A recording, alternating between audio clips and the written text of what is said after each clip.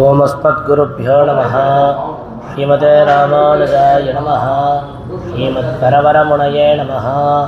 श्रीशैलेशतयापात्रं दीभक्त्यादिगुणार्णवं तीन्द्रप्रवणं वन्दे रम्यजा मातरं मुनिं लक्ष्मीनाथसमारम्भां नाथयामुनमध्यमाम् अस्मदाचार्यपर्यन्तां वन्दे गुरुपरम्परां यो नित्यमच्युतपदाम्बुजयुग्मरुक्म रामोहदस्ततितराणि तृणाय मेणे अस्मद्गुरोर्भगवतोऽस्य दयैकसिन्धोः रामानुजस्य चरणौ शरणं प्रपद्ये।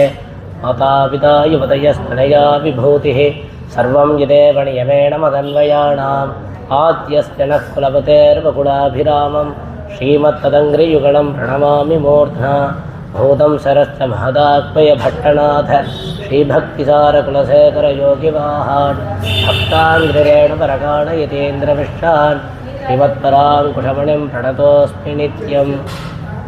नीलातुङ्गस्तनिगिरितटे सुप्तमुद्बोध्य कृष्णं पारार्ध्यं स्वं श्रुतिशतशिरःसिद्धमध्यापयन्ति सोच्चिष्टायां स्रजनिगणितं याबलात्कृत्य भुङ्क्ते गोदा तस्यै नमैतमिदं भूय एवास्तु भूयः।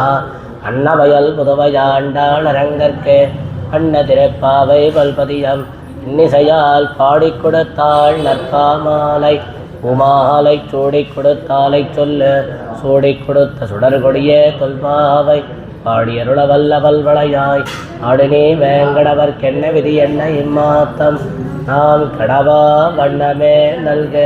श्रीमत्कृष्णसमात्माय नमो यावणसोनवे यत्कटाक्षैकलक्ष्याणां सुलभः श्रीधरः सदा। श्रीमद्वेदमार्ग प्रतिष्ठापनाचार्य भयवेदांत प्रवर्तकाचार्य श्रीमत्परमहंस प्रविराजकाचार्युలైనటువంటి శ్రీ యదుగిరి యతిరాజ నారాయణ రామానుజ జీయర్ స్వామి యొక్క విశేషమైన అనుగ్రహం చేత ధనుర్మాస ఉపన్యాసమాల అనేటువంటి కార్యక్రమం ద్వారా గోదాదేవి అనుగ్రహించిన తిరుప్పావైలోని విశేషార్థాలన్నింటినీ కూడా అనుభవించడానికి అని చెప్పేసి మనం ఇక్కడ చేరి ఉన్నాము.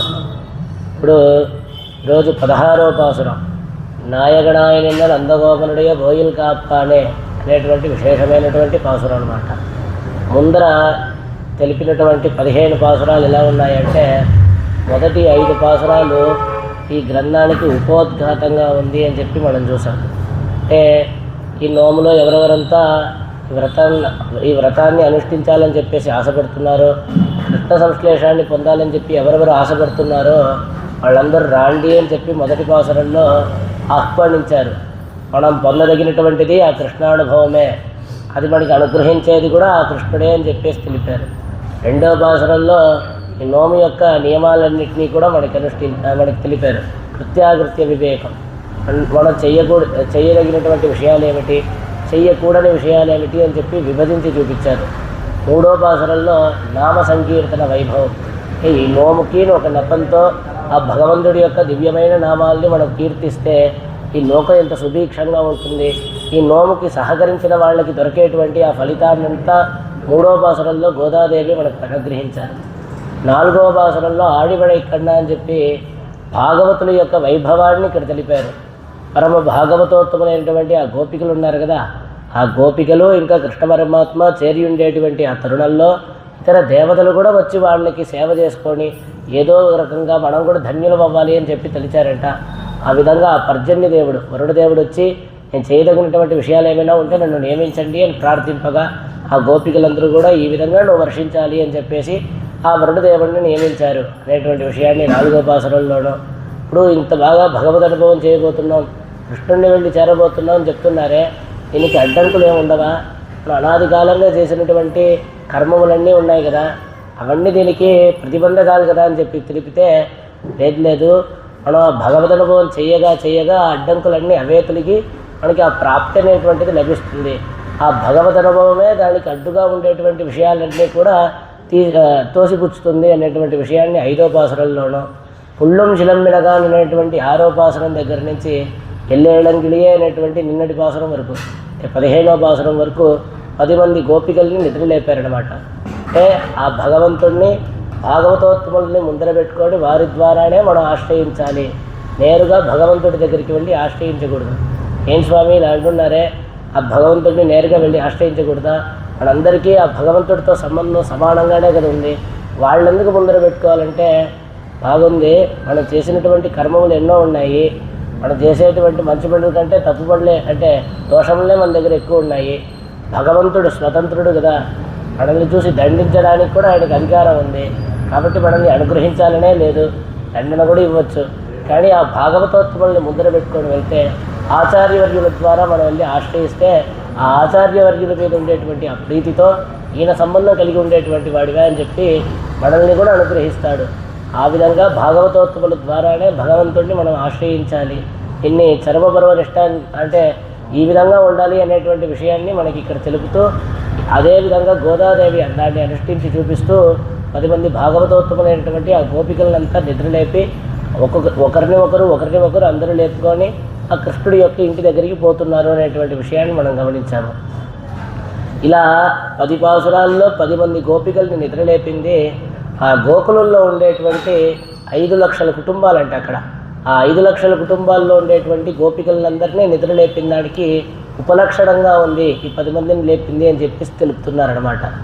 ఆ విధంగా ఒకరినొకరు లేపుకొని ముందుగా లేచిన వాళ్ళు తర్వాత ఇంకా పడుకొని ఉండేటువంటి వాళ్ళని లేపి, ఏమండి వీళ్ళందరికీ కృష్ణానుభవంలో సమానమైనటువంటి ఒక ఆసక్తి ఉంది కదా, మరి కొంతమంది ముందు లేసారంటున్నారు, కొంతమంది వెళ్ళి వాళ్ళని లేపారని చెప్తున్నారే, పడుకొని ఉండేటువంటి వాళ్ళకి ఏమైనా ఆసక్తి తక్కువ, కృష్ణుడి ఏడగా వాళ్ళకి ఏమైనా భక్తి తక్కువ అంటే లేదు.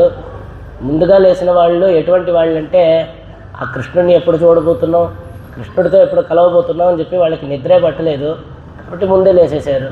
పడుకొని ఉండేటువంటి వాళ్ళు ఎటువంటి వాళ్ళు అంటే ఆ కృష్ణుడి యొక్క గుణాలని ఆయన యొక్క చేష్టితాలని అలా కలిసి అలా మైమరిచిపోయి అలా మోహించి కింద పడిపోయి ఉన్నారు. అలాగే ఒక మత్తుగా అలా పడిపోయి ఉన్నారనమాట. కాబట్టి ముందుగా లేచినటువంటి ఆ గోపికలు వచ్చేసి పడుకొని ఉండేటువంటి ఆ గోపికల్ని నిద్రలేపారు అని చెప్పి ఇక్కడ తెలుపుతున్నారు.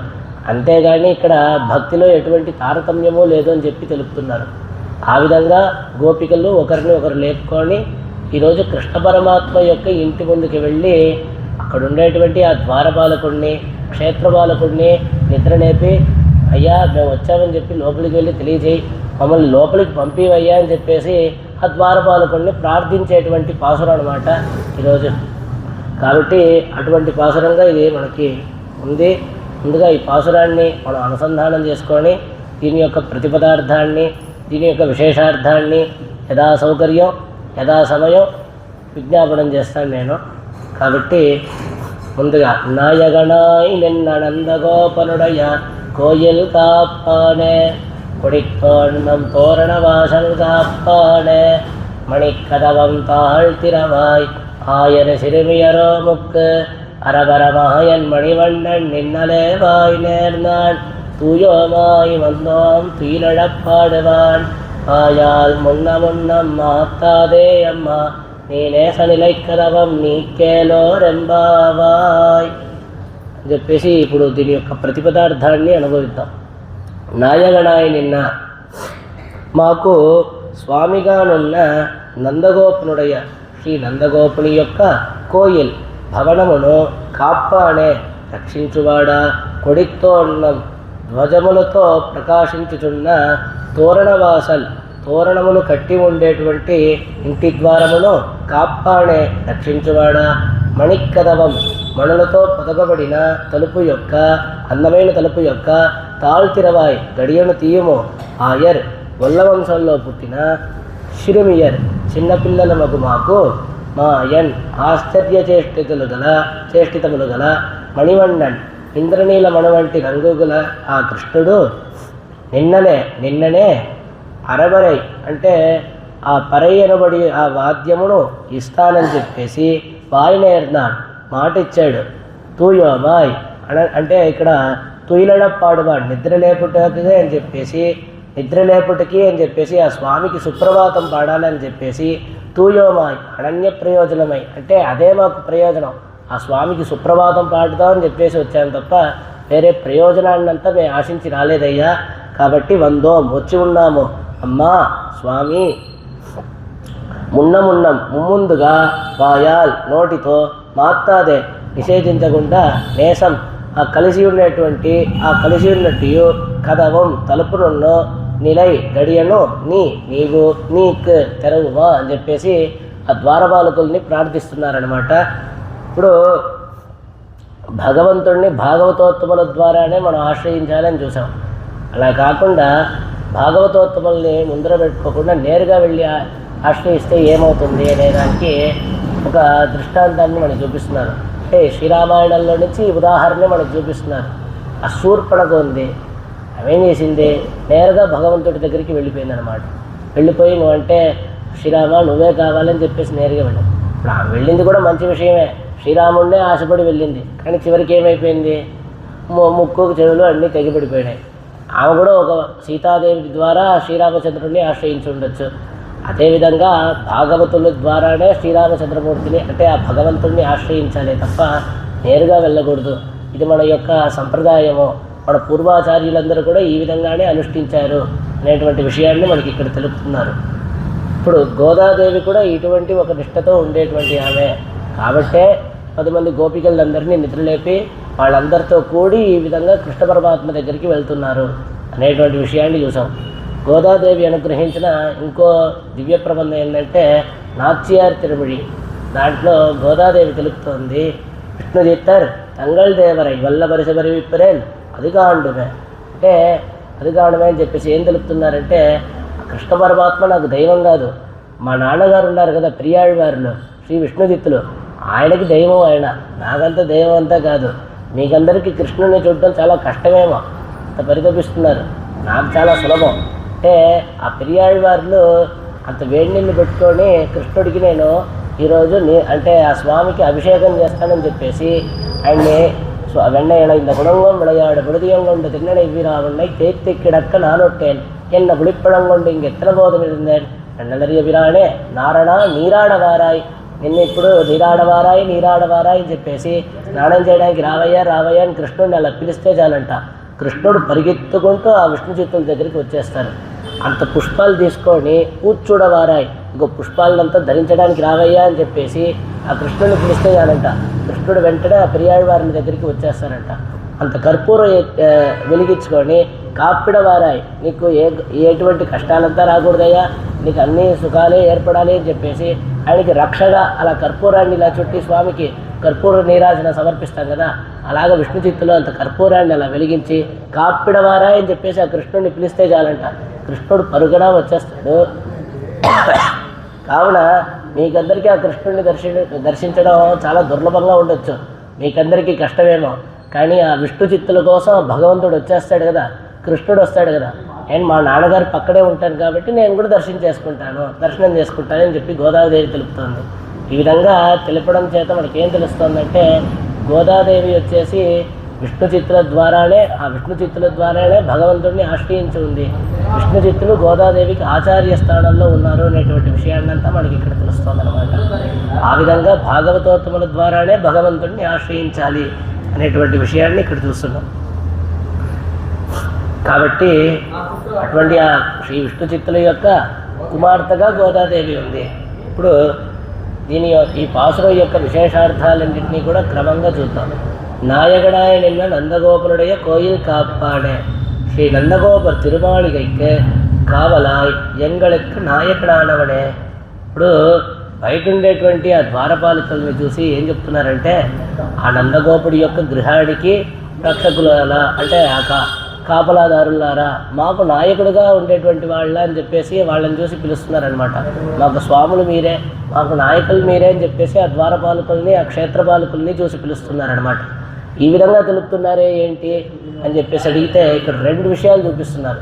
మొదటిది బయట కాపలా ఉండేటువంటి వాళ్ళని మాకు నాయకులారా అని చెప్పేసి పిలుస్తున్నారు, మాకు స్వామి ఉండేటువంటి వాళ్ళ అని చెప్పేసి. నందగోపన్ కోయిల్ కాపాడే నాయగనాయి నిన్న నందగోపన్, మాకు నాయకుడిగా ఉండేటువంటి నందగోపుడు అని చెప్పేసి ఇంకో అర్థాన్ని. అంటే బయట ఉండేటువంటి ఆ కాపలాదారులనేమో మాకు నాయకుడిగా ఉండేటువంటి వాళ్ళారా అని చెప్పి పిలవడం ఒక అర్థం, లోపల ఉండేటువంటి ఆ నందగోపుడినే తమకు నాయకులుగా పిలవడం అనేటువంటిది వేరే అర్థంగా ఇక్కడ చూపిస్తున్నారనమాట. ఇప్పుడు ఇక్కడ ఒక విషయాన్ని చూపిస్తున్నారనమాట.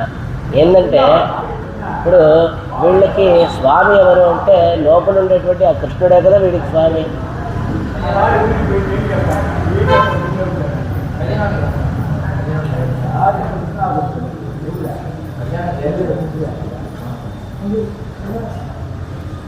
ఇప్పుడు లోపల పడుకొని ఉండేటువంటి ఆ కృష్ణ పరమాత్మే కదా వీళ్ళందరికీ స్వామి.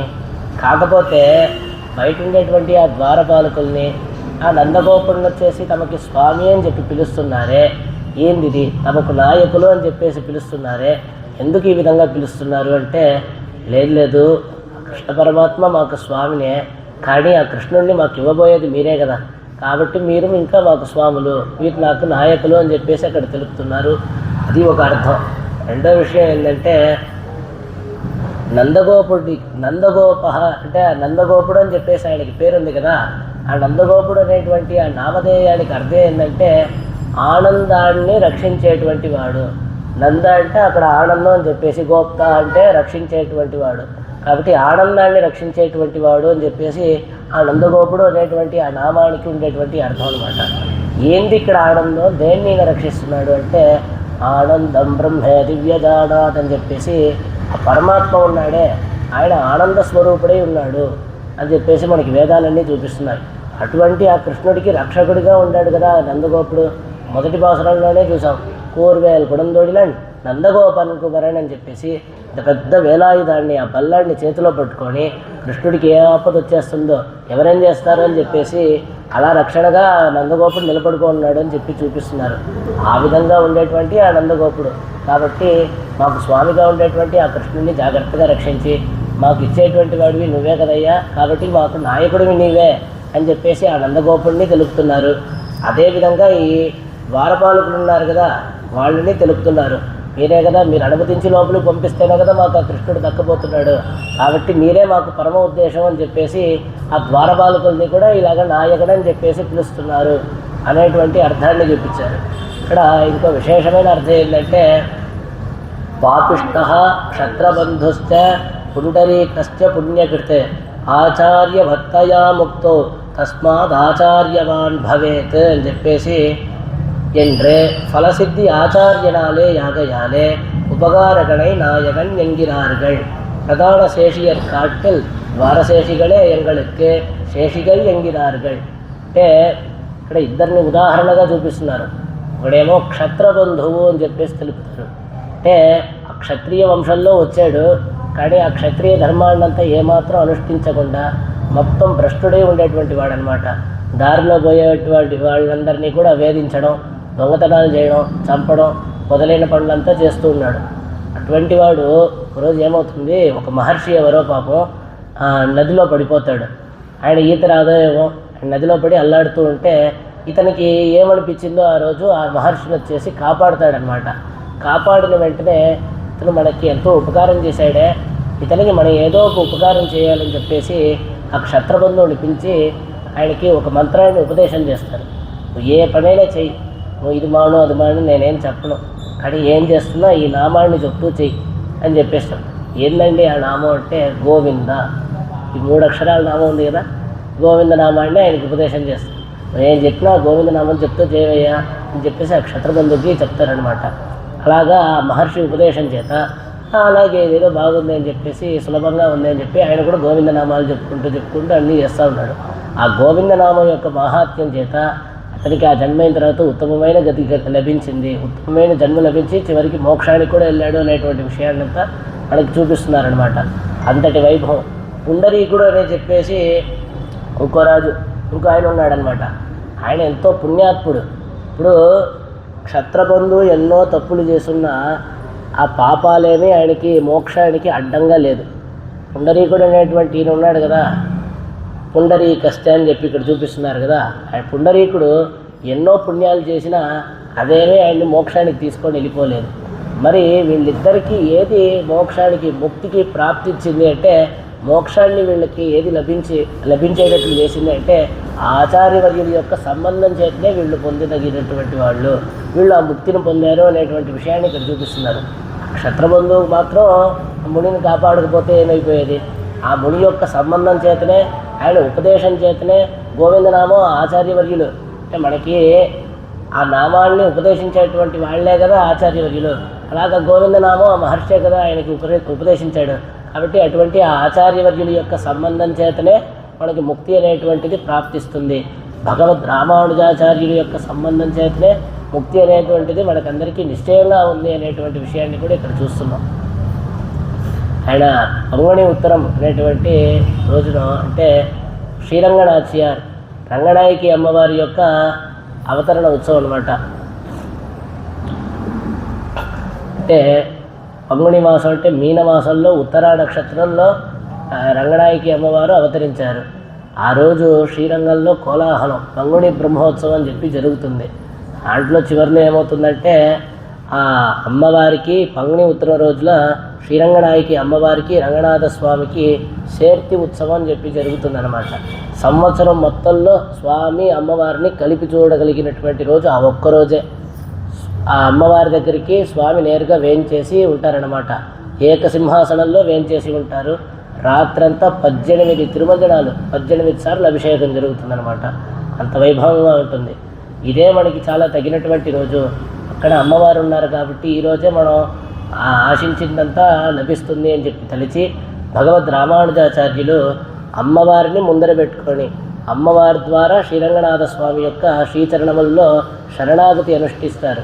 అనుష్ఠించిన వెంటనే మీకు కావాల్సిన అస్తుతే తయైవ సర్వం సంపత్స్యతే అని చెప్పేసి మీకు కావాల్సిందంతా ఇచ్చాము. ఏం కావాలి? నిత్యకైంకర్య ప్రార్థయ చెప్పేసి ఆ నిత్యకైంకర్యం కావాలి, శ్రీవైకుంఠం కావాలి అని చెప్తే మీకు మీ యొక్క సంబంధం ఉండేటువంటి వాళ్ళందరికీ కూడా మోక్షం అనేటువంటిది నిశ్చయం అని చెప్పేసి రంగనాథ స్వామి అనుగ్రహిస్తారు. కాబట్టి ఆ భగవద్ రామానుజాచార్యుల యొక్క సంబంధం ఎవరైతే పొందుతారో వాళ్ళందరికీ కూడా మోక్షం అనేటువంటిది నిశ్చయంగా ఉంది అనేటువంటి విషయాన్ని ఇక్కడ చూపిస్తున్నారు. ఆ విధంగా ఆచార్యవర్యుడి యొక్క సంబంధం చేతనే మనకి ఇలాగా మోక్షం అనేటువంటిది లభిస్తోంది. అదేవిధంగా ఇప్పుడు క్షత్రబంధువు పుండరీకుడు అనేటువంటి వాళ్ళ యొక్క వృత్తాంతాన్ని చూసాం. క్షత్రబంధువు ఎన్నో పాపాలు చేస్తున్నా కూడా ఆచార్య సంబంధం చేత సుకృతాన్ని పొందాడు. అదేవిధంగా పుండరీకుడు అనేటువంటి వాడు ఎన్నో పుణ్యాలు చేసినా అది వెంటనే ఆయన మోక్షానికి తీసుకొని వెళ్ళి పెట్టేసిందా అంటే అది కూడా ఆయన యొక్క ఆచార్య సంబంధం చేత ఆయన పొందాడు అనేటువంటి విషయాన్ని చూపిస్తున్నారు. ఆ విధంగా మాకు ఉపకారకుడిగా ఉండేటువంటి వాడు వచ్చేసి బయట ఉండేటువంటి ద్వారపాలకులు అదే రీతిలో మాకు ఉపకారకులై ఉన్నారు. ఆ కృష్ణుణ్ణి మాకు పొందేదానికి అంటే ఆ కృష్ణుడిని మాకు ప్రసాదిస్తున్నారు. వీళ్ళు ద్వారం తెరిచి లోపలికి పొమ్మంటేనే కదా ఆ కృష్ణుడు మాకు లభించబోతున్నాడు. కాబట్టి వీళ్ళు ఆచార్య స్థానంలో ఉన్నారు ఆ ద్వారపాలకులు అనేటువంటి విషయాన్ని తెలిపి, కాబట్టి మీరే మాకు నాయకులు, మీరే మాకు స్వామి అని చెప్పేసి ఆ ద్వారపాలకుల్ని చెప్తున్నారనమాట. ఇది ఒక అర్థాన్ని చూపించి నందగోపన్ నుడయ కోయిల్. ఇప్పుడు మేము ఎక్కడొచ్చాము? ఆ నందగోపుడి యొక్క గృహానికి కదా వచ్చాము. ఇది వచ్చేసి ఆ శ్రీవైకుంఠమా? ఇక్కడ స్వామి ఎలా ఉన్నారంటే నాంగళ ఆశ్రయిక్కిరవణ్ పరతంత్రన్. అంటే ఆ కృష్ణ పరమాత్మ ఎలా ఉన్నాడంటే భక్తవత్సలుడై ఉన్నాడు. ఆశ్రితులందరికీ విధేయుడై ఉన్నాడు, భవ్యుడై ఉన్నాడు అనేటువంటి విషయాన్ని ఇక్కడ చూపిస్తున్నారనమాట. అటువంటి ఆ కృష్ణ పరమాత్మ ఇప్పుడు మాకందరికీ పరతంత్రుడే ఉన్నాడు. అంటే గోపికలు ఏం చెప్తే కృష్ణుడు అది చేస్తున్నాడు అనమాట. గోపికల దగ్గర ఆయన చేతులు కట్టుకొని అలా నిలబడుతూ ఉన్నాడు. అటువంటి ఆ కృష్ణుడి దగ్గరికి కడగదమ్మా మేము వచ్చాము. అదీ కాకుండా తంగళை శేషిగళాహ వైక్యతే ఇసైవారోడే పరిమారవిరే ఇంక వంద అవతరిత్తదే. అంటే కృష్ణ పరమాత్మ ఇక్కడ వచ్చి ఎందుకు జన్మించాడు అంటే భూలోకంలో ఎందుకు వచ్చి అవతరించాడు అంటే ఏం లేదు, తాను కింద ఉండి తన భక్తులంతా పైన పెట్టుకొని వాళ్ళు వచ్చి ఇన్ని పట్టుకోవడానికని రావాలి, ఇన్ని కట్టి పెట్టడానికని చెప్పి రావాలి, ఇన్ని కొట్టడానికని వస్తే ఇతనేమో వాళ్ళందరికీ విధేయుడిగా ఉండేటటువంటి రీతిలో వాళ్ళందరికీ కూడా భవ్యుడిగా ఉండేటువంటి రీతిలో ఇలాగా వాళ్ళందరితో కలిసి మెలగాలి అనేటువంటి ఒక ఆశతోనే కృష్ణ పరమాత్మ ఇలాగా ఈ అవతారం చేశాడు అని చెప్పేసి ఆ భగవంతుడు ఈ విధంగా కృష్ణావతారం చేశాడు అనేటువంటి విషయాన్ని చూపిస్తూ అలాగ ఉండేటువంటి వాళ్ళమే కదా, మా కోసమే కదా కృష్ణ పరమాత్మ వచ్చి ఇక్కడ భూలోకంలో అవతరించింది, మరి మమ్మల్ని లోపలికి వదలకపోతే ఎలాగయ్యా అని చెప్పేసి అడుగుతున్నారనమాట. అలాగా అడియార్లాగిన్న వైగుండమో ఎన్నే పరమపదత్తిలం పరతంత్రణాయ్ அவர்களிட்ட வழக்கீரே இருப்பது. ఆ శ్రీవైకుంఠంలో కూడా స్వామి ఎలా ఉన్నారంటే భాగవతోత్తములు ఏ విధంగా స్వామిని అనుభవించాలనుకుంటున్నారో ఆ భాగవతోత్తముల యొక్క వాళ్ళ యొక్క అనుగుణంగా వాళ్ళు ఎలా స్వామిని అనుభవించాలి అని చెప్పేసి తెలుస్తున్నారు. వాళ్ళందరూ కూడా ఆ విధంగా స్వామి వాళ్ళందరికీ కూడా అనుభవాన్ని ఇస్తున్నాడు. అంటే ఒక భాగవతోత్తములు వచ్చేసి స్వామికి ఫలానా విధమైనటువంటి కైంకర్యం చేయాలి, ఆ స్వామికి ఈ విధంగా ఛత్రచామరాలన్నీ నేను వేయాలి, ఈ విధంగా అడుగుతారు. అలాగా వాళ్ళు ఆశపడినటువంటి రీతిలో వాళ్ళ దగ్గర నుంచి కైంకర్యాన్ని అంతా పొందుతున్నాడు. అలాగా భాగవతోత్తములకి పరతంత్రుడే ఉన్నాడు ఆ స్వామి, శ్రీవైకుంఠంలో కూడా ఆ విధంగా ఉన్నాడు అనేటువంటి రీతిని ఇక్కడ తెలుపుతూ, ఆ విధంగా ఉండేటువంటి కృష్ణ పరమాత్మ కదయ్యా తన యొక్క భక్తులతో అంతా కలిసి మెలగాలి, ఆ భక్తులతో అంతా ఆడిపాడాలి అని చెప్పేసి ఇక్కడ వచ్చి అవతరించాడు కదా.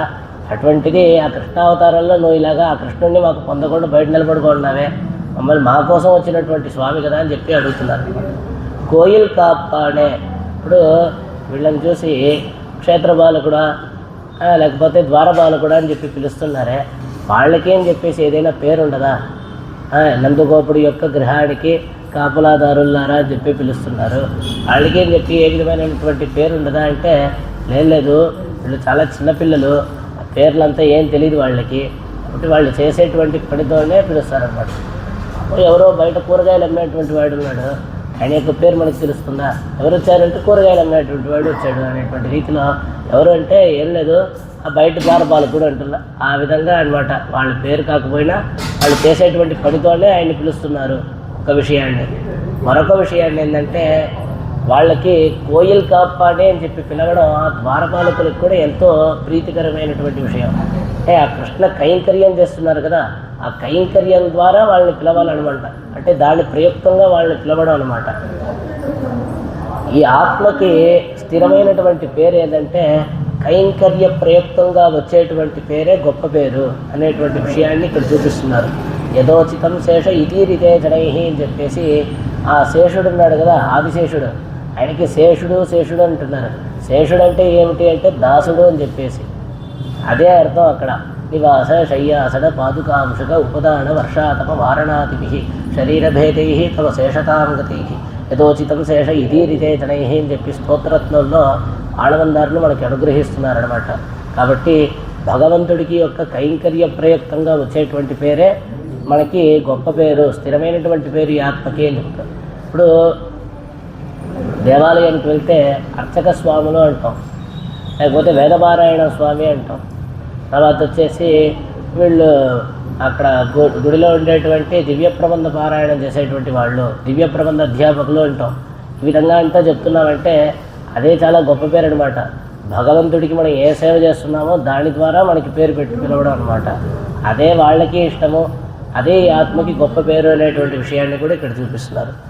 కొడితోరణం తోరణవాసలు కాపాడే అంటే ఇక్కడ ఏం తెలుపుతున్నారంటే అవన్ కండాలే పోంగోల్ ఎండు సొల్ల అంటే తర్వాత ఏమవుతుంది, బయట ఉండేటువంటి ఆ ఇంటి మొత్తానికి కాపలాదారుడు ఉన్నాడు కదా, ఆయన కన్నుతో సరే అమ్మా మీరు లోపలికి పోండి అని చెప్పేసి చెప్తారనమాట. అలా చెప్పిన వెంటనే లోపలికి పోయిన తర్వాత ద్వారపాలకుల్ని చూసి ప్రార్థిస్తున్నారు. బయట ఉండేటువంటి క్షేత్రపాలకుడి దగ్గర ప్రార్థించి ఆయన యొక్క సరే మీరు లోపలికి పోండి అని చెప్పేసి అలాగ సైగ చేయగా లోపలికి పోతున్నారు అనేటువంటి విషయాన్ని ఇక్కడ తెలుపుతున్నారనమాట. అలా లోపలికి పోయిన వెంటనే నల్గొత్తైక్కం నిర్వాహకరాయ్ అవందన్నయ్య కొడితోండం కాపాడే ఎన్నవమా క్షేత్రాధిపతి தன்னை கோயில் காப்பான் என்ன வேறே திருவாசல் காப்பானை சொல்லித்தாகவுமாய் ஆர் விக்னம் பண்ணுகிறார்களோ என்ன భయపట్టి ఎల్లారం కాళ్ళుகளிலே విడిగిరారుగల్ అనేటువంటి విషయాన్ని ఇక్కడ వ్యాఖ్యానాలను చూపిస్తున్నారు. అంటే కొడితోండం తోరణవాసలు కాపానే అంటే ఇక్కడ రెండు విషయాలు చెప్తున్నారు. ఇక్కడ ఒకటి బయట ఉండేటువంటి ఆ గృహానికంతా కాపలాదారుడు ఉన్నాడు కదా, క్షేత్రపాలకుడు అని చెప్తున్నాం కదా, ఆయన వీళ్ళందరూ వచ్చి ప్రార్థింపగా సరే మీరు లోపలికి పోండి అని చెప్పి సైగ చేశారు. వీళ్ళ లోపలికి వచ్చి ఆ ద్వారపాలకుడిని ప్రార్థిస్తున్నారు అనేటువంటి విషయాన్ని ఒకటి చూపించారు. ఇంకో విషయం ఏం చూపిస్తున్నారంటే ఇక్కడ ద్వారపాలకుడు ఇంకా క్షేత్రపాలకుడు ఇద్దరు లేరు, రెండు కృత్యాలని ఒకడే చేస్తున్నాడు. కాబట్టి ఒకడినే రెండు పేర్లతో ఇక్కడ పిలుస్తున్నారు. ఇలాగ క్షేత్రపాలకుడిగా ఉండేటువంటి ఆయన, ఇలా ద్వారపాలకుడిగా ఉండేటువంటి వాళ్ళ అంటే ఉండేటువంటి ఆయన అని చెప్పేసి ఆయనే చూసి పిలుస్తున్నారు అనేటువంటి విషయాన్ని ఇక్కడ తెలుపుతున్నారు అనమాట. అలా తెలుపుతూ ఇలాగ ఎందుకు అందరినీ ప్రార్థిస్తున్నారు? క్షేత్రపాలకుడా మాకు నాయకుడిగా ఉండేటువంటి ఆయన అని చెప్పేసి, లేకపోతే ద్వారపాలకుడా మాకు నాయకుడిగా ఉండేటువంటి మాకు స్వామి అయినటువంటి వాళ్ళారా అని చెప్పేసి వాళ్ళని చూసి ఎందుకు ప్రార్థిస్తున్నారంటే, కృష్ణానుభవానికి ఎవరే ఆటంకం కలిగించేస్తారో, ఏ విఘ్నం వచ్చి పడిపోతుందో అని చెప్పేసి వాళ్ళకి అంత భయం. కాబట్టి కనిపించిన వాళ్ళందరి కాళ్ళ మీద పడుతున్నారు అనేటువంటి విషయాన్ని ఇక్కడ తెలుపుతున్నారు అనమాట. అంటే ఆ కృష్ణుని ఎప్పుడు పొందుదాం అని వీళ్ళకి ఉండేటువంటి ఆతృతలో ఎవరేం చేసేస్తారో, ఏ విఘ్నం వచ్చేస్తుందో అని చెప్పేసి అందరినీ ప్రార్థిస్తున్నారు అనేటువంటి మరొక విషయాన్ని ఇక్కడ చూపిస్తున్నారు. కొడిక్తో ఉండడం తోరణవాసల్ అంటే బయట ధ్వజం కట్టుందంట. కృష్ణ పరమాత్మ యొక్క ఇంటి వాకిట్లో అలాగ ఒక మంచి ధ్వజం ఒకటి, ఒక జెండా కట్టి ఉంది అని చెప్పేసి చూపిస్తున్నారు. ఈ ధ్వజం దేన్ని సూచిస్తుంది అంటే, ఈ ప్రదేశానికి వస్తే, ఇక్కడికి వస్తే మీకు రక్షణ లభిస్తుంది. ఆర్త రక్షణత్తుకు కొడిగట్టి తోరణం నట్టు వైతా పోలే పెంగళ్ తడుమాత్తం తీర ముఖం తరుగైక్క కండ్రో ఉన్న ఇంక వైత్తది. అంటే ఏ విధంగా అంటే, ఆ అయోధ్య నగరం ఉంది కదా, అయోధ్యలో రాముడి యొక్క అంతఃపురం అంతా ఉంది కదా, వచ్చేసి పైన మంచి ధ్వజం కట్టుంటారు. అంటే ఇవన్నీ దేని కలుపుతోంది? ఇక్కడ ధ్వజం కట్టున్నారు, జెండా కట్టున్నారు, మంచి తోరణాలన్నీ కట్టున్నారంటే ఏం లేదు. ఆ ధ్వజం దేన్ని సూచిస్తోంది అంటే, ఇక్కడ వస్తే మనకి రక్షణ లభిస్తుంది, ఆశ్రితులంతా భగవంతుడు రక్షిస్తాడు, ఇక్కడ వస్తే మనం భయపడక్కర్లేదు అనేటువంటి విషయాన్ని మనకి సూచిస్తూ ఈ ధ్వజం కట్టుంది. ఇంకో విషయం చూపిస్తున్నారు. ఇలాగ ధ్వజం కట్టుందే, అయినా ధ్వజం కట్టి నేను ఇక్కడ నిలబెట్టింది దేనికి తెలుసా అయ్యా? ఏం లేదు, ఇక్కడ వస్తే నిశ్చయంగా రక్షణ లభిస్తుందా లభించదా అని చెప్పేసి బయట నిలబడిపోయి ఉంటారు కదా, వాళ్ళందరికీ మంచి మాటలు చెప్పి, మీరే ఇక్కడ అనుమానం పడవలసిన అవసరమే లేదు, మీరు లోపలికి రావచ్చు, లోపలికి వస్తే ఇక్కడ ఖచ్చితంగా మీకు రక్షణ లభిస్తుంది అని చెప్పి బయట వచ్చిన వాళ్ళందరినీ లోపలికి పంపించడానికయ్యా నువ్వు ఇక్కడ ద్వారపాలకుడిగా ఉండేది. అంతేగాని వచ్చిన వాళ్ళందరినీ నిరోధించడానికి కాదు నువ్వు ఇక్కడ ఉండేది. ఖచ్చితంగా మీకు రక్షణ లభిస్తుంది అని చెప్పి లోపల పంపించడానికి ఉన్నావు తప్ప నిరోధించడానికి, నిలవరించడానికి నువ్వు ఇక్కడ లేవు అనేటువంటి విషయాన్ని ఇక్కడ తెలుపుతున్నారు. అలాగా ఇంకో విషయం, వీళ్ళందరూ తెల్లవారుజామునే కృష్ణ పరమాత్మ ఇంటికి వస్తున్నారు కదా, ఇల్లంతా ఒకే మాదిరి ఉంటుంది. ఏ ఇల్లు కృష్ణుడిది, ఏ ఇల్లు పక్కిల్లు ఏది తెలియదు అనమాట. కాబట్టి దీనికి సంకేతంగా ఏంటంటే, ఏ ఇంటి వాకిట్లో ఆ జెండా ఎగరేసి ఉంటుందో, ధ్వజం ఉంటుందో అది కృష్ణుడి ఇల్లు అని చెప్పేసి వెంటనే వీళ్ళు గుర్తుపట్టుకుని లోపలికి రావడానికి, ఆ చీకట్లో అలాగా వీళ్ళు కృష్ణుడు ఇల్లు ఎక్కడ అని చెప్పేసి అలా వెతుక్కుంటూ అలాగా ఇబ్బంది పడకుండా ఉండడానికి ఈ విధంగా ఉంది అనేటువంటి విషయాన్ని కూడా మనకి ఇక్కడ తెలుపుతున్నారన్నమాట. తర్వాత మణిక్కరవం తాళ్తిరవాయ్. ఇప్పుడు ఆ విధంగా ఇప్పుడు మనం చూసామనుకోండి, పూరి జగన్నాథ క్షేత్రంలో ఇలాగా ఆ గోపురం పైన పెద్ద ధ్వజం ఉంటుంది. అది రోజు కూడా పైకెక్కి గోపురం పైన ఎక్కి ధ్వజాన్ని మార్చడం అనేటువంటిది పెద్ద కార్యక్రమం అక్కడ చాలా విశేషంగా జరుగుతుందన్నమాట. ఆ విధంగా ఆ ధ్వజం దేన్ని సూచిస్తుందంటే, ఇక్కడ భగవంతుడు ఉన్నాడు, ఇక్కడ వస్తే మీకు అందరికీ రక్షణ లభిస్తుంది, ఆ భగవంతుడు వచ్చేసి ఆశ్రితులందరినీ కూడా రక్షిస్తున్నాడు, కాబట్టి ఇక్కడికి రాండి, ఆ భగవంతుడిని సేవించండి అని చెప్పి పిలిచేటువంటి విధంగా ఆ ధ్వజం అనేటువంటిది ఉంది అని చెప్పి ఇక్కడ చూపిస్తుంది. అదేవిధంగా పణిక్కరవం తాళ్తిరవాయ్ పొన్నియలమ్మాడం కడంద ఉక్కు ఎన్నుమా పోలే పుగవారైటన్ అడగాలే కాల్కట్టం కదవినుడయ్యా తాళ్తిరవాయ్. ఆ మణులతో పొదగబడినటువంటి ఆ తలుపు యొక్క గడియని తీవయ్యా అని చెప్పేసి ఆ ద్వారపాలకుడిని చూసి ప్రార్థిస్తున్నారనమాట. ఆ మణులతో పొదగబడినటువంటి ఆ ద్వారం ఎలా ఉందంటే, అసలు లోపల కృష్ణుడిని ఏదో చేసేద్దాం అని చెప్పేసి చాలామంది వస్తారే, ఆ వచ్చేటువంటి వాళ్ళని బయటే అలాగా కాళ్ళు చేతులు కట్టిపడేసేటువంటి విధంలో ఉంది. అంటే అంత అందంగా ఉందన్నమాట. దాన్ని చూస్తూ ఉంటే అలా చూస్తూ నిలబడిపోవాల్సిందే, మళ్ళీ లోపలికి పోవాలి, కృష్ణుడి దగ్గరికి పోవాలి, ఈ ఆలోచన కూడా రాదు అన్నమాట. ఆ విధంగా ఉంది ఆ తలుపు. అటువంటి ఆ తలుపు యొక్క తాళం అంటే గడియని తీవయ్యా అని చెప్పి పిలుస్తున్నారు. అంటే కృష్ణుడిని మనం ఏదో చేద్దాం అని చెప్పేసి విరోధులంతా వస్తారు కదా, అటువంటి ఆ విరోధులకంతా ఆ తలుపుని చూసిన వెంటనే, మణులతో పొదగబడినటువంటి ఆ తలుపుని చూసిన వెంటనే ఎంత సుందరంగా ఉంది, చక్కగా ఉంది తలుపు అని చెప్పేసి ఆ తలుపునే చూస్తూ అలా బయట నిలబడిపోతారు. ఆ విధంగా ఉండేటువంటి ఆ తలుపు యొక్క గడియని తీ అని చెప్పేసి ఇక్కడ చూపిస్తున్నారన్నమాట. వాసర్కుల్ పుగవారై కార్ కట్టు విధు. ఇప్పుడు రెండు విషయాన్ని ఇక్కడ చూపిస్తున్నారు. బయట ఉండేటువంటి తలుపు ఎలా ఉందంటే లోపలికి పోనీయకుండా ఉందన్నమాట. అది చూసిన వెంటనే దాని యొక్క అందంలో మంత్రముగ్ధులమైపోయి దాన్ని అలా చూస్తూ ఉండిపోతాం అనమాట. ఆ విధంగా ఉంది. మరి లోపల దాన్ని కూడా దాటి కృష్ణుడి దగ్గరికి లోపలికి వెళ్ళిపోయామనుకోండి, ఆయన ఎలా ఉన్నాడంటే ఆయన అందం అంతా చూస్తూ చూస్తూ ఇంకా బయటికి రాలేమన్నమాట. తలుపుని చూస్తే ఏమో లోపలికి పోలేమో, సరే ఆ తలుపు దాటుకొని లోపలికి పోయామనుకోండి ఇంకా బయటికి వచ్చేటువంటి ప్రసక్తే లేదు. ఆ కృష్ణుడిని ఒకసారి చూసిన వెంటనే ఆ కృష్ణుడిని అలా చూస్తూనే ఉండాలి, అలా దర్శనం చేస్తూనే ఉండాలి అని చెప్పేసి అది కనిపిస్తుంది తప్ప ఆయన్ని వదిలేసి ఇలా బయటికి రావాలనేటువంటి ఆలోచన కూడా ఉండదు. కాబట్టి ఆ తలుపు ఏమో లోపలికి పోనీయకుండా ఆపేస్తుంది. లోపల ఉండేటువంటి కృష్ణుడు లోపలికి వచ్చిన వాళ్ళని బయటికి పంపించకుండా నిరోధిస్తాడు. ఆయన అంత అందంగా ఉంటాడు అనేటువంటి విషయాన్ని ఇక్కడ చూపిస్తున్నారు అన్నమాట. అలాగా தாழ்த்திரவாய் என்னவாறு அவன் பயமுள்ள தேசத்திலே மத்தியராத்திரத்திலே வந்து திறக்க வழைக்கிற நீங்கள் ఆరన్న అంటే ఆయన ఇలాగ గడియతి అని చెప్పేసి వీళ్ళందరూ ప్రార్థించిన వెంటనే ఆయన మాట్లాడుతున్నాడు. ఆ ద్వారపాలకుడు, ఎవరమ్మా మీరు అర్ధరాత్రి పూట వచ్చి తలుపు తీయంటున్నారే, ఎవరు మీరు అని చెప్పేసి గోపికలందరినీ చూసి అడుగుతాడనమాట. అంటే ఇలాగా భయముள்ள దేశత్తులే అంటే కృష్ణుడికి ఏమొచ్చేస్తుందో, ఏం ఆపద వస్తుందో, ఎంతమంది రాక్షసులు వచ్చారు, అలాగ భయపడేటువంటి ఒక స్థితిలో అటువంటి ఒక ప్రదేశంలో అర్ధరాత్రి వచ్చి తలుపు గడియతి అని చెప్పేసి పిలుస్తున్నారే, మీరెవరు అసలు అని చెప్పి అడుగుతాడు. అడిగిన వెంటనే బయట ఉండేటువంటి ఆ గోపికలందరూ కూడా సమాధానం చెప్తారు. ఏంటంటే ఇక్కడ ఏంటంటే భయాణం అపహారి ఇరుంద విడత్తెల్ భయం ఎన్న. ఆ భగవంతుడి దగ్గరికి వెళ్ళిన తర్వాత మనకి భయం ఉంటుందా? భయకడితే భయనాశన అని చెప్పేసి చెప్తున్నారనమాట. అంటే ఆశ్రితుల యొక్క భయాన్నంతా పోగొట్టేటువంటి వాడు ఆ స్వామియే. అటువంటి స్వామి ఇక్కడ వేం చేసి ఉండేటప్పుడు భయానికి అవకాశమే ఉంది. కాబట్టి ఇలాగా భయపడదగినటువంటి ఒక ప్రదేశంలో ఇటువంటి కాలంలో మీరు వచ్చి తలుపు తీయంటున్నారే అని చెప్పి పిలుస్తున్నారే, అసలు ఆ స్వామి ఉండగా అసలు భయానికి అవకాశం ఉందా అని చెప్పేసి వీళ్ళందరూ అడుగుతూ, కాలం త్రేతాయుగమాయ్ தமப்பனார் சம்பராந்தகனுமாய் பிள்ளைகள் தாங்களும் மான்புலிகளாய் மந்திரிகள் வசிஷ்டாதிகளாய் ஊரும் திருவயோத்தியாய்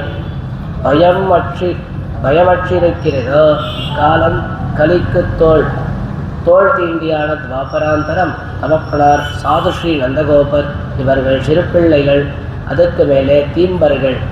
దీన్ని ఇక్కడ ఏం చూపిస్తున్నారంటే ఆ ద్వారపాలకులందరూ కూడా అంటే ఆ ద్వారపాలకుడు వచ్చేసి వీడికి సమాధానం చెప్తున్నారు. అసలు భయపడాల్సిన అవకాశమే లేదు, భగవంతుడు ఉండేటప్పుడు ఆ భయానికి అవకాశం లేదు కదా అని చెప్పి వీళ్ళందరూ చెప్తారు కదా. దానికి ఆ ద్వారపాలకుడు వచ్చేసి సమాధానం చెప్తాడు. అమ్మా, ఈ కాలం ఎలా ఉంది, ఇది ద్వాపరయుగం, ఏమైనా త్రేతాయుగమా? ఇది త్రేతాయుగము కాదు. రెండోది ఆ శ్రీరామచంద్రమూర్తి యొక్క నాన్నగారు అంటే ఆ దశరథ చక్రవర్తి ఉన్నాడు కదా, ఆయన ఎలాగంటే ఆ దేవాసుర యుద్ధం ఉంటుంది కదా, దాంట్లో దేవతలకి సహకరించడానికి అని చెప్పి వెళ్ళి శంబరాసురుడు అనేటువంటి అసురుడిని కూడా వధించినటువంటి అంత వీరుడు ఆ దశరథుడు. కాబట్టి కాలం చూస్తే ఏమో ఇది ద్వాపర యుగం, అదేమో త్రేతాయుగంలో అయితే మంచి త్రేతాయుగం, ధర్మం చాలా చక్కగా ఉంది. ఆయన దశరథ చక్రవర్తి ఏమో మంచి వీరుడిగా ఉన్నాడు. రెండో విషయం ఏంటంటే ఆ శ్రీరామచంద్రమూర్తి ఇంకా లక్ష్మణుడు వీళ్ళందరూ ఉన్నారు కదా, వీళ్ళందరూ కూడా అలాగా సింహంలాగా ఉన్నారంట. రెండోది ఇంకోటి ఏంటంటే వాళ్ళకి మంత్రులు ఎవరంటే వశిష్ఠుడు మొదలైనటువంటి ఆ ఋషులు మంత్రులుగా ఉన్నారు. ఆ విధంగా అంతా ఉంది. వాళ్ళకి ఊరేదంటే అయోధ్య నగరమే వాళ్ళకి ఊరుగా ఉంది. అయోధ్య అనేటువంటి ఆ శబ్దానికి విషయం ఏంటంటే దాని అర్థం ఎవరు కూడా యుద్ధం చేసి జయించలేనటువంటి ఊరు అయోధ్య, అపరాజిత అని చెప్పేసి దానికి పేరు అనమాట. ఎవరు కూడా అయోధ్యని యుద్ధం చేసి గెలవలేరు, అటువంటి ఒక ఊరు. అటువంటి ఊరు అమ్మ ఇది. సమయం చూస్తే ఏమో ఇదిగో తర్వాత కలియుగం రాబోతోంది, పక్కనే ఉండేటువంటి ద్వాపర యుగం యొక్క చివరి దశలో ఉన్నాము. రెండోది వీళ్ళ యొక్క నాన్నగారు కూడా ఆ దశరథ చక్రవర్తి వలె పెద్ద వీరుడా అంటే ఏం లేదు, నందగోపుడు చాలా సాధువుగా ఉండేటువంటి ఆయన. ఏదో పాపం ఆవులు మేకలు తర్వాత గేదెలు ఇవన్నీ పెట్టుకొని ఉన్నాడు పాపం. ఆయనేం పెద్ద అంత దశరథ చక్రవర్తి వల్లే పెద్ద వీరుడు కాదు. కాలం కూడా చూస్తే కలియుగం రాబోతోంది, పక్కనే ఉండేటువంటి ఆ ద్వాపరాంతం. రెండోది ఏంటంటే వీళ్ళు కూడా చిన్న చిన్న పిల్లలు, కృష్ణుడు బలరాముడు. రెండోది వీళ్ళు తీంబర్గా చాలా అల్లరి చేసేటువంటి పిల్లలు. శ్రీరామచంద్రమూర్తి వల్లే చాలా బుద్ధిమంతులు కూడా ఏం కాదు, చాలా అల్లరితనం అంతా చేసేటువంటి పిల్లలు. ఇంకోటి ఏంటంటే ఊరు కూడా ఏమైనా అయోధ్య అనుకుంటున్నావా, గోకులం ఇది. ఇప్పుడు ఎవరికేం తెలుసు, ఇక్కడ కంసుడు శత్రువుగా ఉన్నాడు. అటువంటి ఒక కాలం కాబట్టి ఇక్కడ మొలిచేటువంటి చిన్న గడ్డి పరక కూడా అసురావేశంతో ఉంది. అంటే ఏం లేదు, ఒక బండి కింద అలా పడుకోబెడితే అదేమో శకటాసురుడిగా ఉన్నాడు. ఒక పక్షేమో బకాసురుడు ఆ పక్షి రూపంలో కొంగ రూపంలో వచ్చాడు. ఇంకోటి ఏమో కేశి అనేటువంటి అసురుడేమో అశ్వరూపంలో వచ్చాడు. ఈ విధంగా ఇక్కడ మొలిచేటువంటి చిన్న గడ్డి పరకు కూడా అసురావేశంతో ఉంది. అటువంటి కాలంలో మీరు వచ్చి ఇలాగా తలుపు తీయమంటున్నారే, ఏమైనా మేము భయపడకూడదని కూడా చెప్తున్నారే, ఏంది ఇది అని చెప్పేసి ఆ ద్వారపాలకులందరూ అడుగుతారనమాట. అడిగిన వెంటనే బయట ఉండేటువంటి ఆ గోపికలు చెప్తారు, చెప్పిందంతా బాగుందండి, అందరం చిన్న చిన్న పిల్లలు, అమ్మాయిలు, మేము ఆడపిల్లల్ని చూసి భయపడే వాళ్ళు ఎవరైనా ఉంటారా, కాబట్టి ఇలాగ ఆడపిల్లలకి కూడా భయపడాల్సిన అవసరం ఉందా అని చెప్పేసి బయట ఉండేటువంటి గోపికలందరూ అడుగుతారు. చెప్పిన వెంటనే అక్కడ ఉండేటువంటి ఆ ద్వారపాలకుడు చెప్తాడు, శూర్పణఖ కూడా ఒక ఆడామే కదమ్మా అని చెప్పేసి చెప్తాడు. రెండోది, అప్పుడు శూర్పణఖ కూడా ఒక ఆడమనిషే కదా, మీరేమో ఆడపిల్లల్ని చూసి భయపడాల్సిన అవసరం లేదని తెలుపుతున్నారే అంటే చెప్తాడు. అంటే బయట ఉండేటువంటి ఆ గోపికలు బదులు తెలుపుతారనమాట. అంటే శూర్పణఖ కూడా ఆడదే అంటే ఆ శూర్పణఖ వచ్చేసి రాక్షసి, మేమేముంది చిన్న గొల్ల పిల్లలు మేమందరం కూడా అనేటువంటి విషయాన్ని ఇక్కడ తెలుపుతూ ఇక్కడ ఇంకో విషయాన్ని చూపిస్తున్నారు. ఇలాగా గోపకులలో ఉండేటువంటి చిన్నపిల్లలమ్మ ఆడవాళ్ళం మేము అని చెప్పేసి చెప్పిన వెంటనే పూతన కూడా అదే విధంగానే కదా వేషం వేసుకొని వచ్చింది. కాబట్టి పూతన వచ్చిన తర్వాత వచ్చేసి ఈ గోపాంగులందరినీ కూడా అనుమానించాల్సిన పనిలో ఉన్నాం మేమందరం. అనుమానించేటువంటి ఒక అవసరం ఏర్పడిపోయింది. కాబట్టి మిమ్మల్ని అంతా మేము నమ్మలేము, లోపలికి పంపించలేము అని చెప్పేసి తెలుపుతాడు అనమాట. సిరిమియరో ముక్కు అంటే మీరు கிருத்திரிமம் அறியாத சிறு பெண்கள் என்ன, வார்த்தையிலே அறியலாம் వంద కార్యத்தை చొల్లుంగోళ్ళు என்ன అంటే వీళ్ళందరూ చెప్తారనమాట. 3 విషయాలు ఇక్కడ తెలుపుతున్నారు. మొదటి విషయం ఏంటంటే ఇలాగా అయోధ్య కాదు, ఇది దశరథుడు చక్రవర్తి వలె నందగోపుడు పెద్ద వీరుడు కాదు. వీళ్ళు శ్రీరామచంద్రమూర్తి ఎంతో బుద్ధిమంతుడు, వీళ్ళేమో చాలా అల్లరితనం ఉండేటువంటి వాళ్ళు. ఇక్కడ మొలిచేటువంటి చిన్న గడ్డి పరకు కూడా అసురావేశంతో ఉంది. మొదలైన విషయాలన్నీ తెలుపుతారనమాట. తెలిపిన వెంటనే చెప్పినంత బాగుంది, మేము ఆడపిల్లలు అండి, ఆడపిల్లలకి భయపడవచ్చునా అని చెప్పేసి బయట ఉండేటువంటి వాళ్ళందరూ అడుగుతారు. అలా అడిగిన వెంటనే శూర్పణఖ కూడా ఒక ఆడామే కదా అని చెప్పేసి ఆ ద్వారపాలకుడు చెప్తాడు. చెప్పిన వెంటనే అప్పుడు అంటారు, శూర్పణఖ రాక్షసి, మేమందరం చిన్నపిల్లలము అని చెప్పేసి తెలుపుతారు. మేమందరం కూడా మామూలు మనుషులమే కదా అని చెప్పిన వెంటనే గోపాంగులము అంటే ఆ గోపకులలో వచ్చినటువంటి ఆడవాళ్ళం కదా అని చెప్పేసి చెప్పిన వెంటనే మేము గోపకులలో వచ్చినటువంటి ఆడవాళ్ళం అంటే ఏంది, ఆ గోపికలందరూ కూడా ఎలా ఉన్నారంటే కృష్ణుడికి ఏమైపోతుందో ఏమొచ్చేస్తుందో అని చెప్పేసి అంత భయపడుతున్నారు. అటువంటి వాళ్ళం కదమ్మా మేము అని చెప్పేసి అడుగుతారనమాట. అలా చెప్పిన వెంటనే ఆ పూతలు కూడా అదే వేషంలో వేసుకొని వచ్చింది కదా, కాబట్టి మీరు గోపికలుగా ఉన్నా కూడా చూసి అనుమానించాల్సిన అవసరం ఉంది అని చెప్పేసి తెలుపుతాడనమాట. తెలిపిన వెంటనే చెప్తాడు, బయట ఉండేటువంటి గోపికలందరూ కూడా తెలుపుతారు, ఏం లేదు, ఆ పూతను వచ్చేసి పెద్దావిడిగా వేషం వేసుకొని వచ్చింది. అదే చిన్న చిన్న గోపికలం కదా, కృష్ణుడితో ఆడుకునేటువంటి వాళ్ళం కదా, 6 ఏళ్ళు 7 ఏళ్ళు అంతే కదా, మేమందరూ వచ్చున్నాం, మమ్మల్ని చూసి నువ్వు అనుమానపడవచ్చా అని చెప్పడగ్గా, సరే అయితే మీరు మాట్లాడండి, మీరు ఏ కారణంగా ఇప్పుడు కృష్ణుడి దగ్గరికి వచ్చున్నారు, కృష్ణుడి ఇంటికి ఎందుకు వచ్చున్నారు అనేటువంటి విషయాన్నంతా వివరంగా చెప్పండి. మీరు చెప్పిన మాటలనంతా విని మీరు మంచివాళ్ళ చెడ్డవాళ్ళ ఏ ఉద్దేశంతో వచ్చారు అనేటువంటి విషయాన్నంతా మేము నిర్ధారణ చేసుకుంటాము అని చెప్పేసి ఆ ద్వారపాలకుడు తెలుపుతాడనమాట. తెలిపిన వెంటనే అరే బరై నోంబుకు పరవేంటి వందో వెన్న, ఆ నోముకి కావాల్సిన పరికరాలంతా కృష్ణుడు మాకు ఇస్తా అన్నాడు, ఆ పరికరాలంతా మేము తీసుకోవడానికి అని చెప్పేసి వచ్చాము అని చెప్పేసి బయట ఉండేటువంటి గోపికలందరూ తెలపగా అప్పుడు అంతేనా, ఇంత చిన్న విషయానికైనా మీరు వచ్చింది, ఏమంత అర్జెంటైన విషయం ఏం కాదు కదా, ఇప్పుడు ఇంత తెల్లవారుజామునే రావాలా, కృష్ణ పరమాత్మ నిద్రలేవనియండి, అండ్ నిద్రలేసిన తర్వాత ఈ విధంగా మీరందరూ వచ్చారని చెప్పి నేను వెళ్ళి తెలుపుతాను, అప్పుడు వరకు కాచుకోండి ఉండండి అని చెప్పేసి ఆ ద్వారపాలకుడు చెప్తాడనమాట. చెప్పిన వెంటనే మాయ నిత్యాది అంటే నువ్వు వెళ్ళి ఆయన దగ్గర ఏం చెప్పక్కర్లేదయ్యా, నిన్ననే మాకు ఈ విధంగా ఇస్తాడని చెప్పేశాడు, నువ్వు వెళ్ళి ఇలాగా అంటే నోముకు కావాల్సినంత పరికరాలు తీసుకోవడానికి గోపికలు వచ్చారు, ఇవన్నీ ఏం చెప్పకర్లా, మేము వచ్చున్నామని చెప్పి ఊరికే తెలియచేయి, ఆయన వచ్చేస్తాడు వెంటనే అని చెప్పేసి ఆ గోపికలందరూ తెలుపుతారనమాట. తెలిపి మాయన్ అంటే ఆశ్చర్యచేష్టితుడు అని చెప్పేసి తెలుపుతున్నారు. అంటే ఎంత ఆశ్చర్యం అంటే ఆయన వచ్చేసి ఏ విధంగా ఉన్నాడంటే అంత పరమాత్మగా ఉండేటువంటి ఆ స్వామి, పరమపురుషుడైనటువంటి ఆ స్వామి అలా కిందకి దిగి వచ్చి ఎంతో ఆశ్రిత సులభుడై సౌలభ్యంతో మా అందరితో కలిసి మెలిగాడే, అదే ఇక్కడ ఆశ్చర్యచేష్టితుడు అని చెప్పేసి మాయడని చెప్పేసి ఆ కృష్ణుడిని పిలుస్తున్నారనమాట. అలాగా మణివణ్ణన్ ఇలాగా ఆయన ఆశ్రిత పరాధీనుడై ఉన్నాడు. రెండోది అద్భుతమైన సౌందర్యంతో ఉన్నాడు, చూసే వాళ్ళందరూ కూడా మంత్రముగ్ధులైపోయి మైమర్చిపోయేటువంటి సౌందర్యంతో ఉన్నాడు. రెండో విషయాన్ని ఏం చెప్తున్నారంటే అటువంటి అంత సౌందర్యం కలిగినటువంటి ఆ కృష్ణ పరమాత్మ అలాగా నోరు తెలిసి, అంటే ఆయన నోరు ఏ విధంగా ఉందంటే ఒక తామర పువ్వు ఏ విధంగా ఉంటుంది అలాగ ఉండేటువంటి ఆ నోరుతో తెరిచి మాకు నిన్ననే ఒక మాట చెప్పాడు, నిన్ననే వాయునేర్దాన్. నిన్న ఎటువంటి రోజు తెలుసా, ఈరోజేమో మీ కాళ్ళ మీద అంతా పడి ప్రార్థించాల్సి వస్తుంది, నిన్న కృష్ణ పరమాత్మ మా కాళ్ళ మీద పడి ఉన్నాడు అని చెప్పేసి మాకు అంత విధేయుడై ఉన్నాడు, భవ్యుడై ఉన్నాడు, అటువంటి కాలం ఈరోజేమో మీ దగ్గరకంతా వచ్చి ప్రార్థించాల్సి వస్తుంది అనేటువంటి విషయాన్ని ఇక్కడ తెలుపుతున్నారు. తెలిపి వాయునేర్దాన్ అంటే మాకు నిన్ననే చెప్పేశాడు అంటే వెంటనే ఆ ద్వారపాలకుడు తెలుపుతాడనమాట.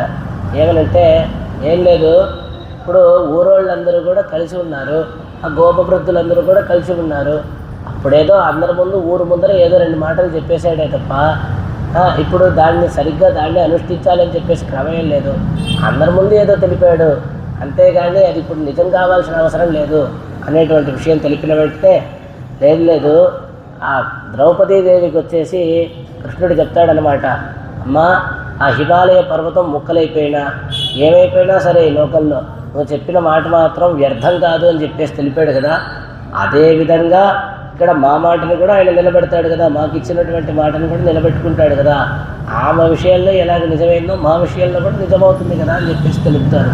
అలా చెప్పిన వెంటనే వీళ్ళు చెప్తారు, సొన్నాలే అఖిలం நீங்கள் ప్రయోజనాంతర పరైగళంలో అంటే మీరు వేరే ప్రయోజనాన్నంతా ఆశించి వచ్చిన వాళ్ళు కదా, అంటే అదేదో నోము చేస్తున్నాము, వ్రతాన్ని అనుష్ఠిస్తున్నాము, దానికి కావాల్సిన పరికరాలన్నీ కావాలి, దానికోసం కదా మీరు వచ్చారు, అంతేగాని కృష్ణుడినే ఆశించి వచ్చారా మీరు అని చెప్పేసి అడుగుతాడు.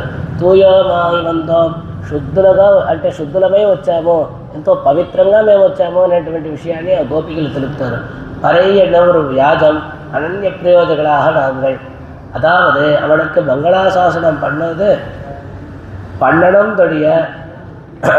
வந்தொழிய தங்களுக்கு ஒன்று இரு అని చెప్పేసి தங்களுக்கு ஒன்றிலேயே இருக்கை வந்தோம், அவன் செய்வதை நாங்கள் செய்தோம் என்கై అంటే శైవத்தை నాంగల్ చేయదోం అంటే ఇక్కడ ఏం తెలుపుతున్నారంటే ఆ నోముకి పరికరాలని ప్రార్థించాలి అనేటువంటిది ఒక వ్యాజం, అంటే మేము వచ్చేసి దాన్నంతా ఆశించి రాలేదు, ఆ కృష్ణ పరమాత్మనే మేము ఆశించి వచ్చాము, ఆయనకి మంగళాశాసనం చేయడమే మాకు పరమ ప్రయోజనంగా ఉంది అనేటువంటి విషయాన్నంతా తెలుపుతారనమాట.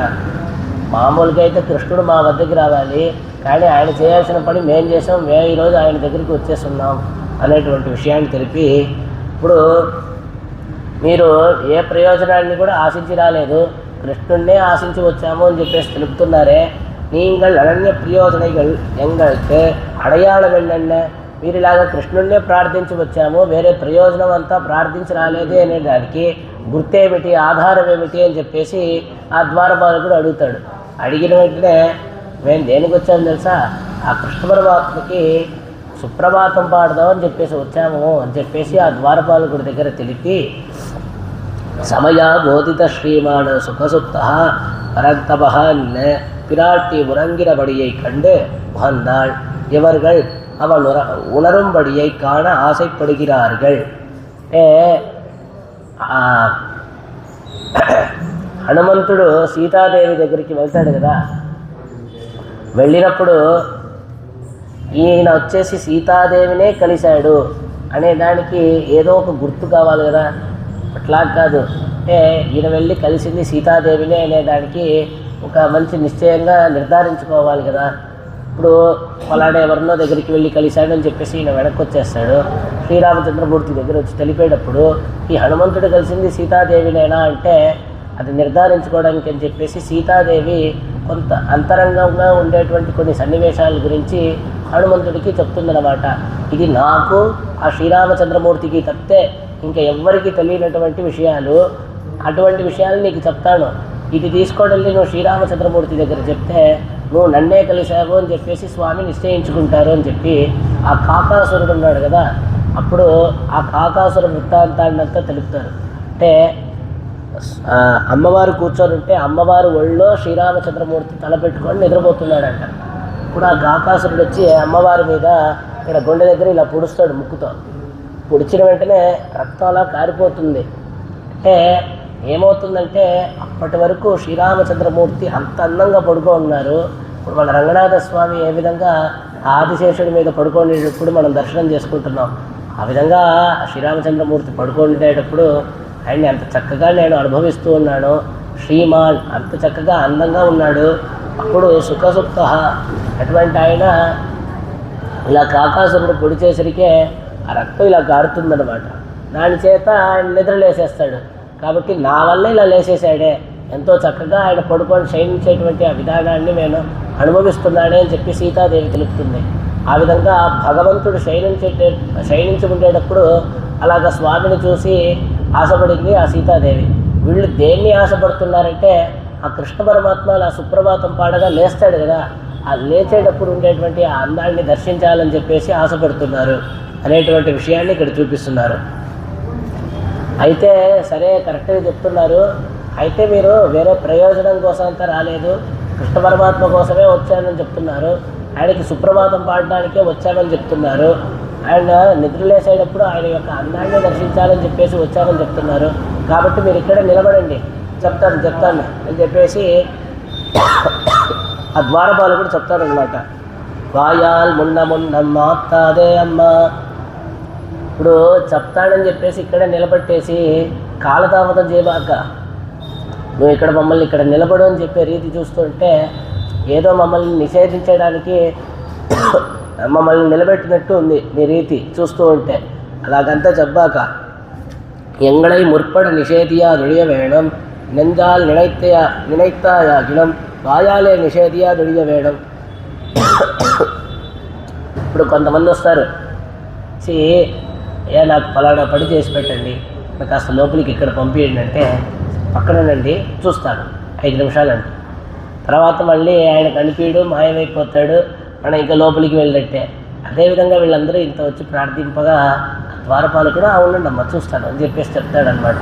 చెప్పిన వెంటనే వీళ్ళందరూ చెప్తున్నారు, మమ్మల్ని పక్కన నిలబడు అనేటువంటి రీతి చూస్తుంటే మమ్మల్ని నిషేధించేటట్లే ఉంది, ఈ విధంగా అంతా చెప్పబాక, కావాలంటే మనసులో మమ్మల్ని లోపలికి పంపించకూడదని అనుకో, నోటితో మమ్మల్ని లోపలికి పో అని చెప్పి మేము అందరం లోపలికి వెళ్ళిపోతాం.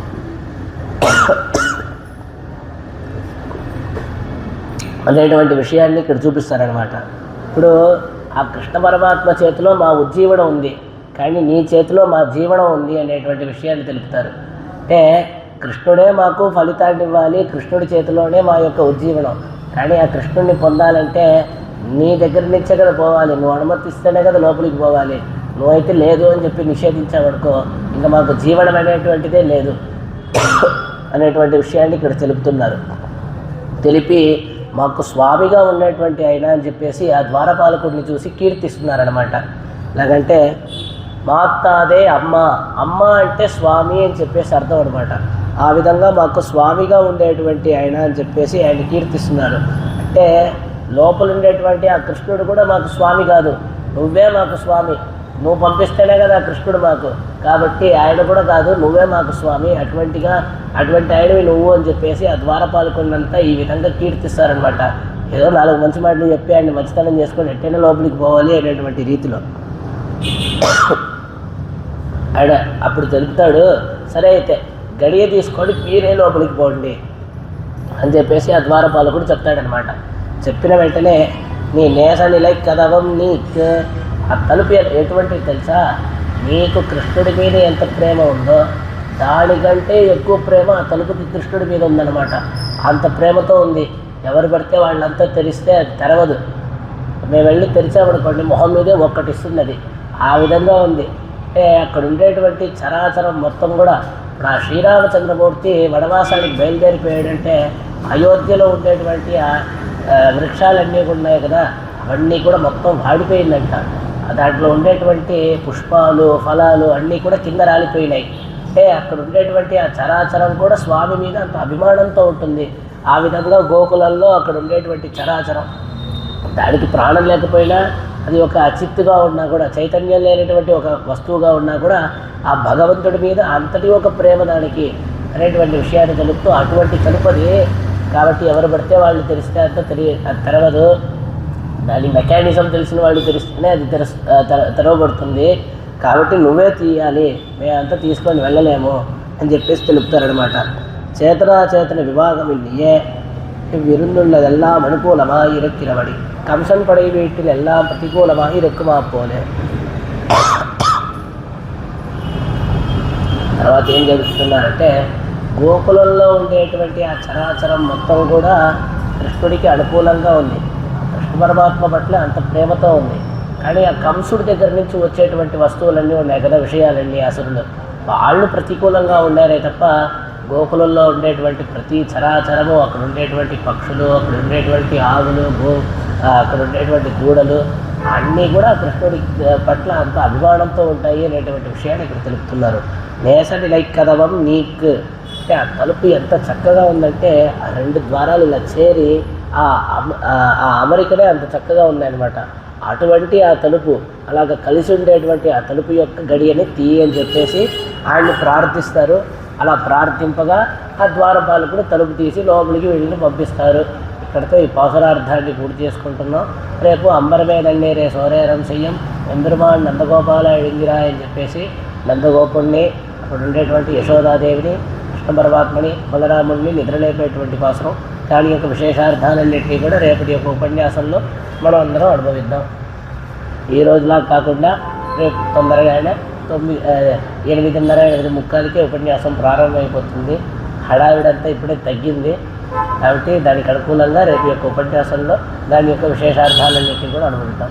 సోచ్చట్టమాలికా వందగంధవందుర జిష్టవే విష్ణుజిత్తదనోజాయై గోదాయై నిత్యమంగళం మాదృశాం హించనత్రాణబద్ధకంకణబాణయే విష్ణుజిత్తదనోజాయై గోదాయై నిత్యమంగళం శ్రీమత్యై విష్ణుజిత్తార్య మనోనందనహేతవే నందనందన సుందర్యై గోదాయై నిత్యమంగళం శ్రీమతే రంజిజా మాతృమునీంద్రాయ మహాత్మనే శ్రీరంగవాసినే భూయాత్ நித்யமங்கலம் ஆண்டாள் திருவடிகளே சரணம், எம்பெருமானார் திருவடிகளே சரணம், ஜீயர் திருவடிகளே சரணம்.